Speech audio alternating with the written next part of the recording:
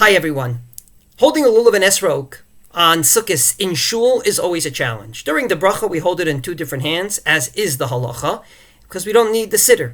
We know the bracha by heart. But during Hallel and Hoshanot we usually need the siddur. So it's not enough to hold two items, we need a third item. And since we only have two hands, the question is, can you hold the lulav and etrog in one hand and the machzer in the other? The Taz is even mekel on this when you say the bracha, even though the Kaf HaChaim disagrees, and the Mishnah Berurah says to be machmir on a doraisa, which, leading into our conversation, would mean that probably during the bracha we should be machmir, but once you fulfill the mitzvah, Hallel, saying using a lulav and etrog during Hallel may not be doraisa even on the first day. Maybe it is, maybe it isn't. Different conversation.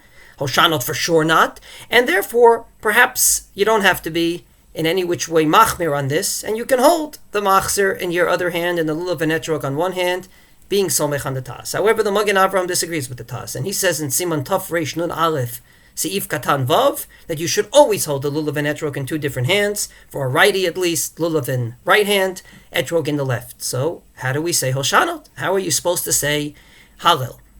In my opinion, the answer is not to be mekel on lulav and etrog, but to be mekel on which siddur you use.